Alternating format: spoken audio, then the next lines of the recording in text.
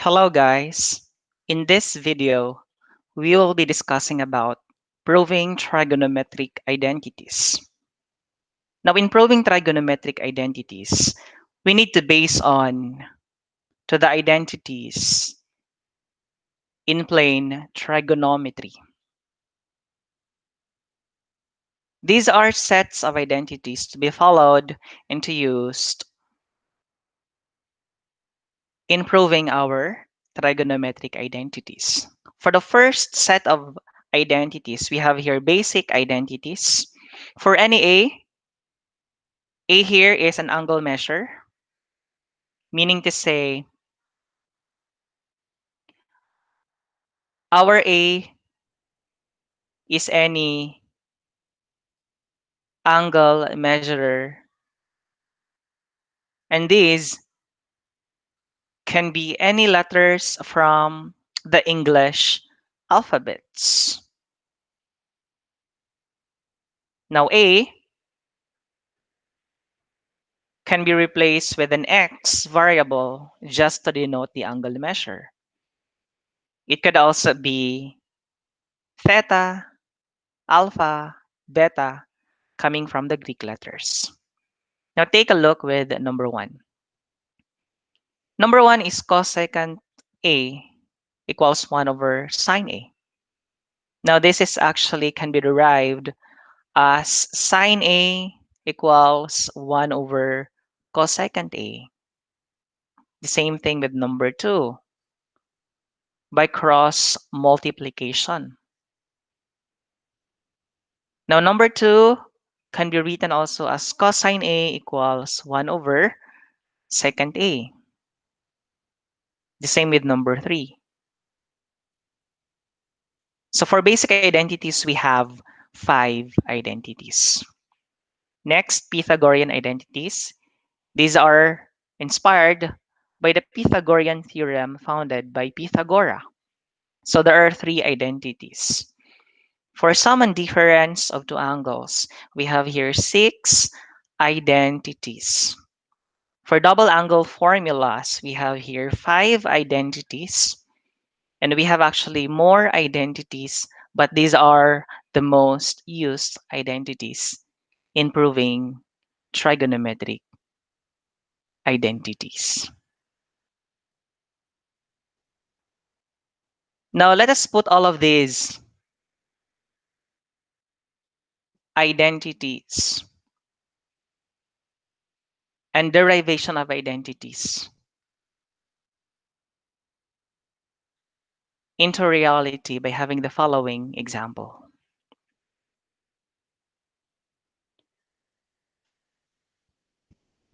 So we have here 2 items to prove the following.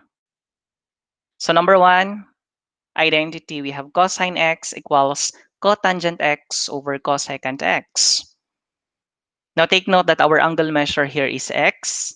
Just like what I have said, it could be any letters from the English alphabets. As you noticed on the second item, our angle measure here is being denoted by theta. And indeed, angle measures can be denoted by any letters from the Greek and any letters coming from the English alphabet. So A, X, theta, alpha, beta are actually just angle measures. Do not be confused. Now, on the first item, we are going to prove that cosine x is equal to cotangent x over cosecant x. Now, take note that the left side is cosine x, a simple function, and the right side is actually a complicated function. Now, in proving, we are going to manipulate the right side in order to arrive with cosine x later on so that it will be equal to the left side cosine x.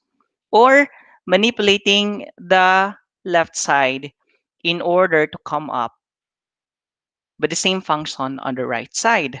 But you cannot do both because that is considered as a weak proof. So let's start.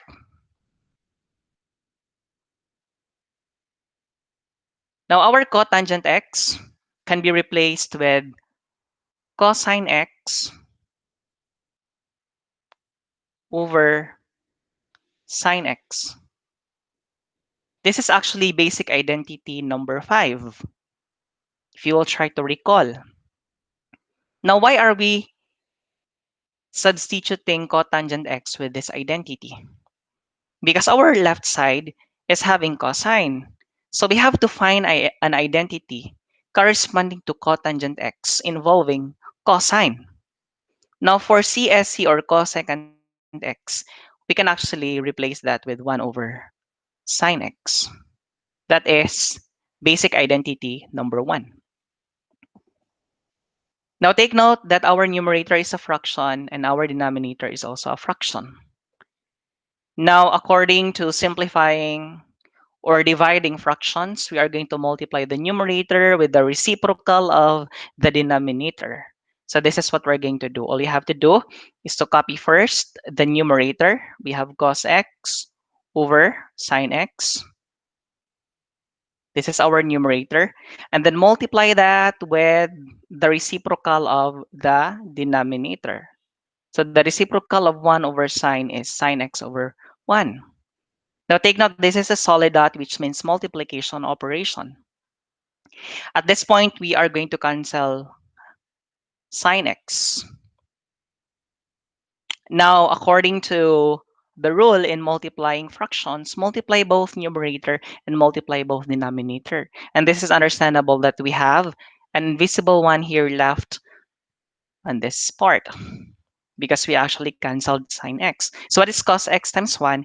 It will become cos x. What is 1 times 1? The denominator, it will be over 1. But what is cos x over 1? It's just cosine x. So what have you observed? This is actually equal to the left side. Take note, our left side is cosine x. So we actually prove that these are equal.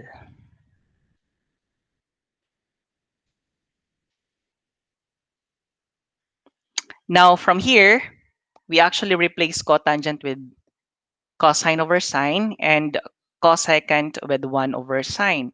Now let's try to take a look on our basic identity if we are replacing the correct formula.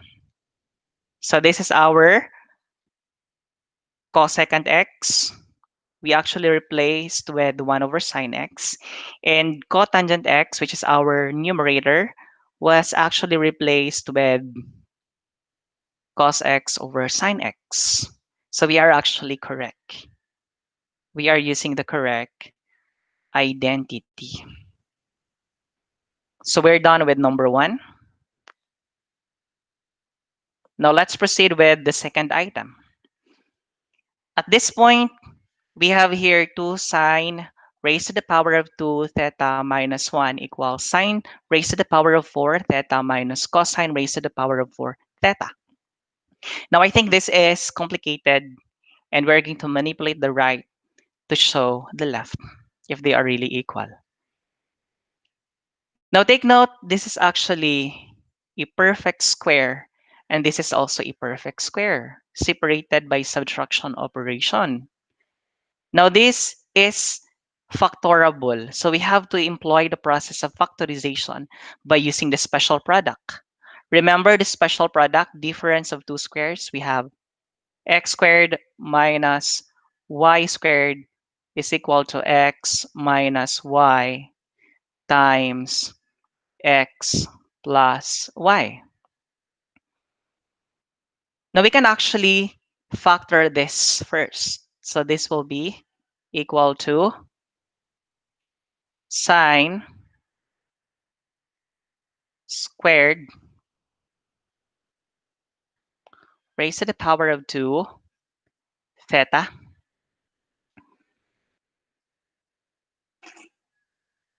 or you can actually do like this. This is equal to sine squared theta raised to the power of 2 minus cos squared theta raised to the power of 2. Take note that this is a perfect square. This is also a perfect square. Now, from this point, we are going to replace, or this is just equal to x, corresponding to x. And this is also corresponding to y, if you will try to look at here. So we have the x, the one inside the parentheses, and then we have an exponent of 2, which is actually the same, minus, we have also minus here, or subtraction operation. Y is actually the one inside the parentheses, so we have here y, raised to the power of 2, raised to the power of 2. In short, our x here will be replaced with sine squared theta. So this will give us our guide in factoring difference of two squares, our special product. Okay, so x will be replaced with sine squared theta. So we have to follow this arrangement. So this is now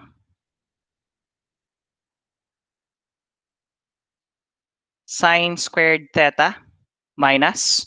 So we actually copy the parentheses followed by x, but what is your x? Sine squared theta. Substitute minus. What is y? This one.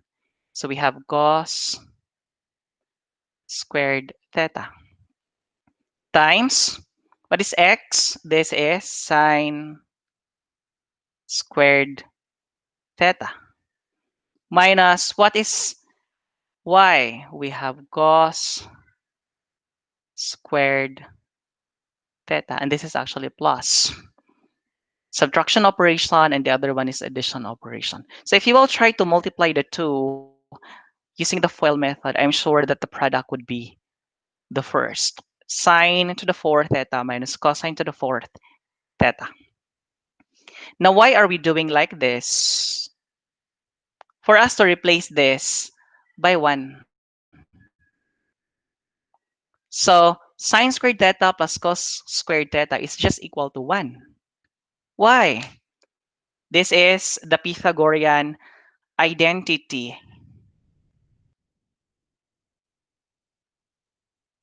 which is equal to sine squared theta plus cos squared theta is equal to 1.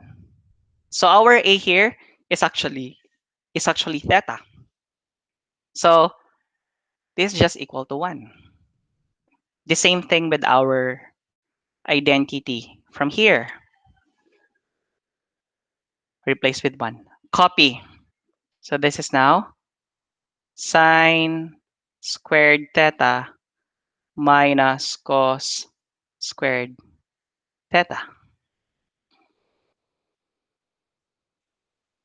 So what is 1 times this?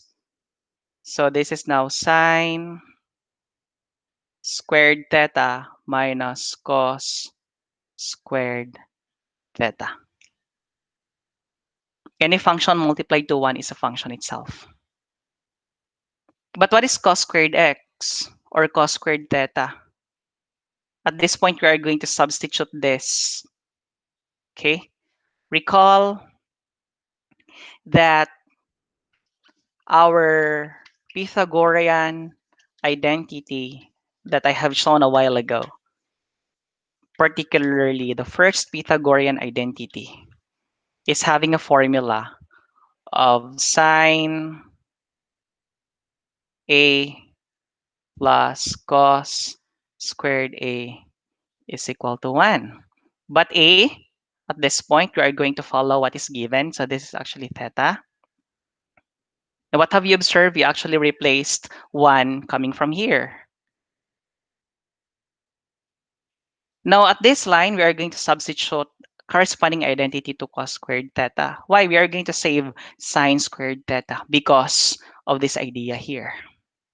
Again, we are going to show the right to be the same with the left. So we are going to transpose this term on the right portion. So what's left?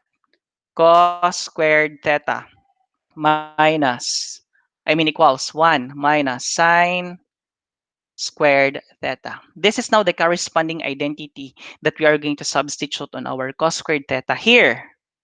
So this is now equal to sine squared theta minus, we are going to enclose the whole subtrahend, 1 minus sine squared theta. So this is by using the substitution property. Substitute cos squared theta with this, and this is what we did. At this point, we are going to make use of the distributive property. We are going to distribute subtraction operation to every term of our subtrahend. So multiply negative to 1. So this will become sine squared theta minus 1. And then negative times negative, sine squared theta. That would be plus sine squared theta. Again, we actually copy sine squared theta to here, distributing negative to 1, that's negative 1, multiplying negative to negative sine squared theta, that would become positive sine squared theta. And simplifying, this is now equal to 2 sine squared theta minus 1. Why? What's the reason? The reason is that sine squared theta and sine squared theta can actually be combined. It's just the same like I am adding two similar terms. This is equal to what? 2x squared. So sine theta is just corresponding to x. We have an exponent of 2. So we are going to treat sine theta here, trigonometric function, as our variable. So what is sine squared theta plus sine squared theta? 2 sine squared theta. It's just the same with this kind of idea. That's why we actually added 2 because they are actually similar. And then copy minus 1. What have you observed? Our left side is actually 2 minus sine squared theta minus 1. And they are now equal. So we have 2 sine squared theta minus 1. They are now equal.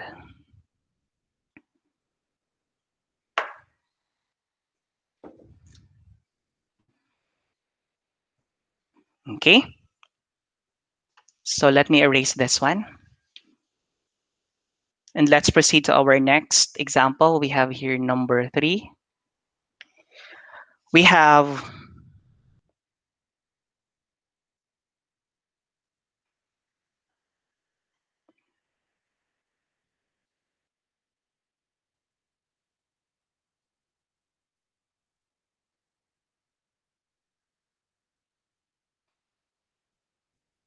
let's erase this.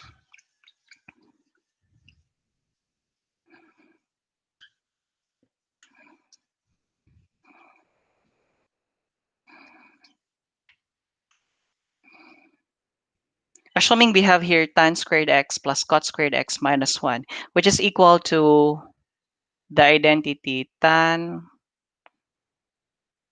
squared x sine squared x.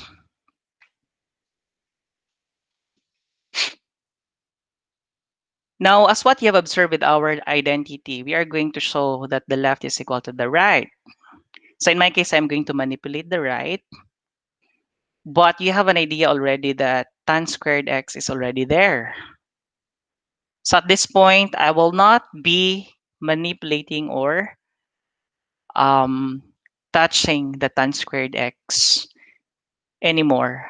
And I am going to derive sine squared x. What is sine squared x? Again, it will fall under the Pythagorean identity. Sine squared x plus cos squared x is equal to 1. Because in our identities, if you could recall, we have only Pythagorean identities that bear an exponent. So basically this one, okay, has actually something to do with the Pythagorean identity, particularly this formula. Now, replacing this term to, or transposing, I'm sorry, to the right, this will become sine squared x equals 1 minus cos squared x. In short, we have to replace this with 1 minus cos s squared. And this is what we're going to do. We have done squared x times 1 minus cos squared x. So we are just replacing or substituting 1 minus cos squared x coming from here. This is now distributive property, so we are going to multiply tan squared x to every term of the second function. So we have here tan squared x. If you're going to multiply tan squared x times 1 itself, tan squared x minus cos squared x, this is now minus tan squared x cos squared x. Now tan x, if you could recall, tan x is just equal to sine x over cos x. This is from the basic identity number 5. Now, since we have here an exponent of 2, then I would say that if this has an exponent of 2, then the corresponding identities must have an exponent of 2.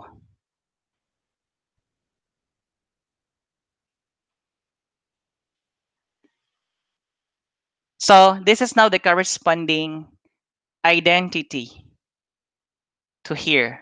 Substitute this part. Okay? So all we have to do is to copy. So we have tan squared. This is now equal to tan squared x, just copy, minus, replacing this part with this. So this is now minus sine squared x over cos squared x. Replace tan squared x with this, and then copy cos squared x.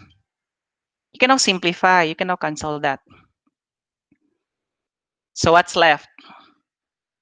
Copy tan squared x minus sine squared x times 1 sine squared x over 1, which is sine squared x. But what is this? Sine squared x, according to you, is just equal to this. Substitute. So by substitution property, this is now equal to tan squared x minus 1 minus cos s squared. So 1 minus cos squared x. And then from here, we are going to distribute the subtraction operation to every term of your subtrahend. So simplifying, let's write this part. Copying tan squared x. So this is now tan squared x. What is negative times 1? That's negative 1. What is negative times negative cos squared x? That's positive cos squared x.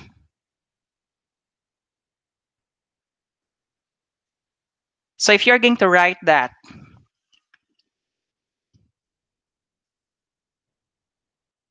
in this part, this is now equal to tan squared. we are just going to rearrange tan squared x and then followed by cos squared x. So plus cos cosine squared x, and then followed by negative 1. So rearranging just to make sure that the right side is actually equal to the left side. So the left is just equal to the right. And this is actually the continuation from the bottom. So we prove the identity. Let's have another example. Let me erase this one.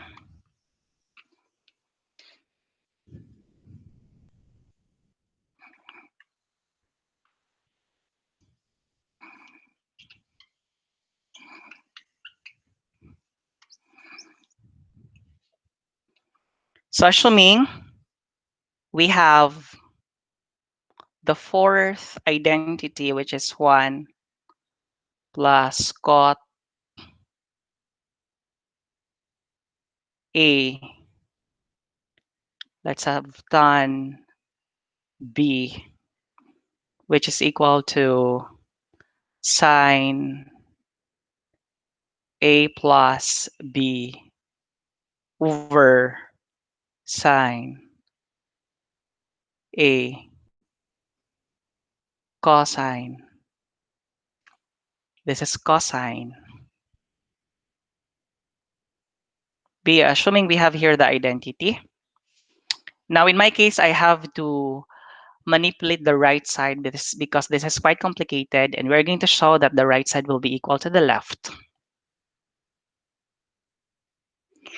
Now, this is our numerator and this is our denominator. Now, our numerator, this is understandable that A plus B is actually inside sine. Now, this is actually sum of two angles. So we are going to find the corresponding identity of the numerator by basing on the sum of two angles identity, which is number 10. We will be using number 10. So we have sine AB or A plus B is just equal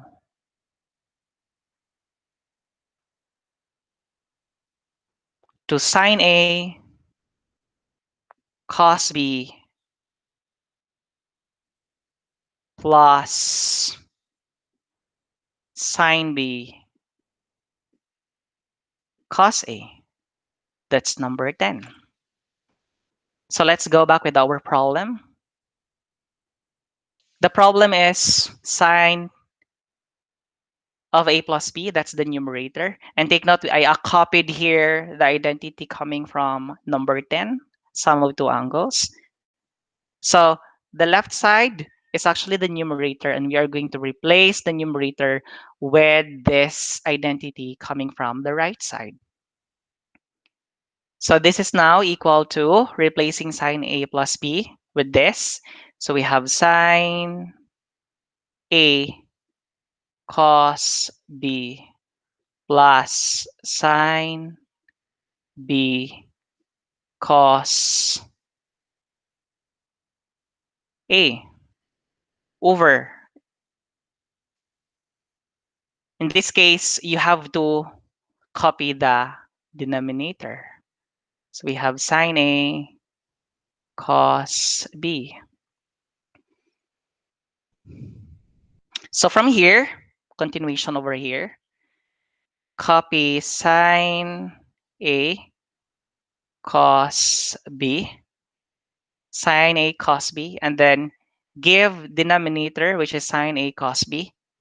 So this is sine A cos B plus, this is actually the operation here.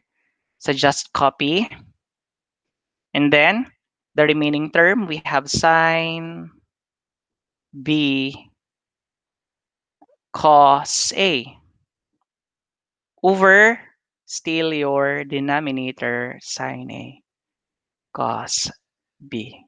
So you can actually give denominator to the first term and give denominator to the second term. You can actually do that. But what is here? The first term, we have also the second term separated by addition operation. But the first term is what? It's just equal to 1. Our first term is just equal to 1 plus, copy the operation here. But what is this? This is actually sine B over cos B. What is sine B over cos B? This is just equal to tan B, which is equal to sine B over cos B. This is basic identity number 5. So at this point, our angle measure is B. So tan B is really equal to sine B over cos B. So I am going to replace sine B over cos B. So this would become tan B. But what is cos A over sine A? Or in short, you can actually write this, okay, into 1 plus rearranging. So we have sine B, or shall I say cos A, and then sine B over, copy the denominator, sine A, and then cos B. So what I did is that I just copied the denominator, and then from your denominator, I'm sorry on this mess, but at this point, what I did is that I just copied the denominator the same, but I rearranged the numerator. How? By just copying cos A first and then followed by sine B. Why am I doing like this? So that this would be clearly have a transition from cos over sine to cot, and then sine over cos, or sine B over cos B with tan B. So when say cos over sine is actually cot according to the basic identity number 4. But since our angle measure is A, then this should also be A. Okay, so these are coming from the basic identity 4 and 5. So this one will be replaced with cot A. So the continuation here, 1 plus cot A. And then sine B over cos B, that is actually tan B, which we guided. So we have here tan B. So this is now the simplified figure on the right side. Is it the same on the left? Yes. So therefore, I would say this is the notation for therefore, 3 dots in the form of a pyramid. So I would say that 1 plus cot A tan B, which is the left side, is just equal to 1 plus cot A tan B on the right side. This is now the proof. So if I'm going to clean this so that you will have a neat organization of the solution. So starting from here, and then we come up with this. So therefore, our conclusion is that the left is equal to the right. Thank you guys. I hope you learned something.